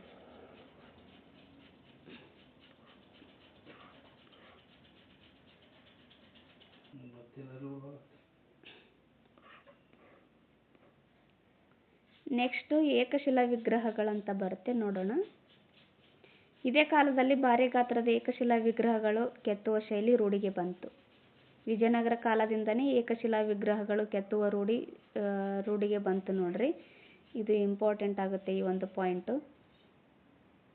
ಹಂಪಿಯಲ್ಲಿರುವಂಥ ಶಿಲ್ಪಗಳು ಯಾವ್ಯಾವು ಅಂತಂದರೆ ಸಾಸಿವೆ ಕಾಳು ಗಣೇಶ, ಆಮೇಲೆ ಕಡಲೆಕಾಳು ಗಣೇಶ ಹಾಗೂ ಲಕ್ಷ್ಮೀ ನರಸಿಂಹ. ವಿಠಲಸ್ವಾಮಿ ದೇವಾಲಯದ ಮುಂಭಾಗದಲ್ಲಿರುವ ಏಕಶಿಲಾ ರಥ ಅತ್ಯಂತ ಸುಂದರವಾಗಿದೆ. ಈ ವಿಠಲಸ್ವಾಮಿ ದೇವಾಲಯದ ಮುಂಭಾಗದಲ್ಲೂ ಸಹ ಏಕಶಿಲಾ ರಥವಿದೆ ನೋಡ್ರಿ. ಇದು ಗರುಡನ ಗುಡಿಯಾಗಿದೆ ನೋಡ್ರಿ. ಕಾರ್ಕಳ ಮತ್ತು ವೇಣೂರಿನಲ್ಲಿ ಬಾಹುಬಲಿಯ ಏಕಶಿಲಾ ವಿಗ್ರಹಗಳು ಶಿಲ್ಪಕೌಶಲ್ಯಕ್ಕೆ ಸಾಕ್ಷಿಯಾಗಿವೆ. ಬಾಹುಬಲಿ ವಿಗ್ರಹ ಏನಾಯ್ತಲ್ಲ ಅದು ಸಹ ಏಕಶಿಲಾ ವಿಗ್ರಹ ನೋಡ್ರಿ. ಇಲ್ಲಿ ಇದಾವೆ ನೋಡ್ರಿ. ಕಲ್ಲಿನ ರಥ ಹಂಪಿಯಲ್ಲಿದೆ. ಆಮೇಲೆ ಲಕ್ಷ್ಮೀ ನರಸಿಂಹ ಇದನ್ನು ಸಹ ಹಂಪಿಯಲ್ಲಿದೆ. ಸಾಸಿವೆ ಕಾಳು ಗಣೇಶ ಇದು ಸಹ ಹಂಪಿಯಲ್ಲಿದೆ. ಇವೆಲ್ಲ ಏಕಶಿಲಾ ವಿಗ್ರಹಗಳಾಗಿದ್ದಾವೆ ನೋಡ್ರಿ. ಇವು ಈ ಕಲ್ಲಿನ ರಥ ಇದು ನಮ್ಮ ಭಾರತ ಸರ್ಕಾರ 50 ರೂಪಾಯಿ ನೋಟಿನ ಮೇಲೆ ಈ ಚಿತ್ರವನ್ನು ಬಿಡಿಸಿದ್ದಾರೆ ನೋಡ್ರಿ. ಇದು ಎಕ್ಸಾಮಲ್ಲಿ ಕೇಳ್ತಾರೆ. ನಮ್ಮ ಹಂಪಿಯ ಕಲ್ಲಿನ ರಥ ಎಷ್ಟು ರೂಪಾಯಿ ನೋಟಿನ ಮೇಲೆ ಕಂಡು ಬರುತ್ತೆ ಅಂತ ಕೇಳ್ತಾರೆ. ಇದು 50 ರೂಪಾಯಿ ನೋಟಿನ ಮೇಲೆ ಇದೆ ನೋಡ್ರಿ. ಓಕೆ, ನೆಕ್ಸ್ಟು ಬಹುಮನಿ ರಾಜ್ಯ ಬರುತ್ತೆ. ಬಹುಮನಿ ಸಾಮ್ರಾಜ್ಯದ ಬಗ್ಗೆ ನಾವು ನೆಕ್ಸ್ಟ್ ಕ್ಲಾಸಲ್ಲಿ ನೋಡೋಣ. ಯಾಕಂದರೆ ವಿಜಯನಗರ ಸಾಮ್ರಾಜ್ಯನೇ ತುಂಬ ಲೆಂದಿಯಾಗಿತ್ತು. ಇದನ್ನು ಮಾಡಿದರೆ ಜಾಸ್ತಿ ಹೊತ್ತಾಗುತ್ತೆ, ಹಾಗಾಗಿ ಇದು ನೆಕ್ಸ್ಟ್ ಕ್ಲಾಸಲ್ಲಿ ನೋಡೋಣ. ಓಕೆ, ಇದಿಷ್ಟು ಇವತ್ತಿನ ಕ್ಲಾಸ್ ಆಗಿತ್ತು. ಯಾರೆಲ್ಲ ನನ್ನ ಚಾನೆಲನ್ನು ಇನ್ನೂ ಸಬ್ಸ್ಕ್ರೈಬ್ ಮಾಡ್ಕೊಂಡಿಲ್ವೋ ದಯವಿಟ್ಟು ನನ್ನ ಚಾನೆಲನ್ನು ಸಬ್ಸ್ಕ್ರೈಬ್ ಮಾಡ್ಕೊಳ್ಳಿ, ನನಗೂ ಸಹಕರಿಸಿ. ನೀವು ಸಬ್ಸ್ಕ್ರೈಬ್ ಮಾಡ್ಕೊಳ್ಳೋದ್ರಿಂದ ನನಗೆ ಇನ್ನೂ ಹೆಚ್ಚಿನ ವಿಡಿಯೋ ಮಾಡೋದಕ್ಕೆ ಪ್ರೋತ್ಸಾಹ ಸಿಗುತ್ತೆ. ಓಕೆ, ಈ ವಿಡಿಯೋ ಇಷ್ಟ ಆದರೆ ಲೈಕ್ ಮಾಡಿ, ಕಮೆಂಟ್ ಮಾಡಿ ಮತ್ತು ನಿಮ್ಮ ಫ್ರೆಂಡ್ಸ್ಗಳ ಜೊತೆಗೂ ಶೇರ್ ಮಾಡಿಕೊಳ್ಳಿ. Thank you.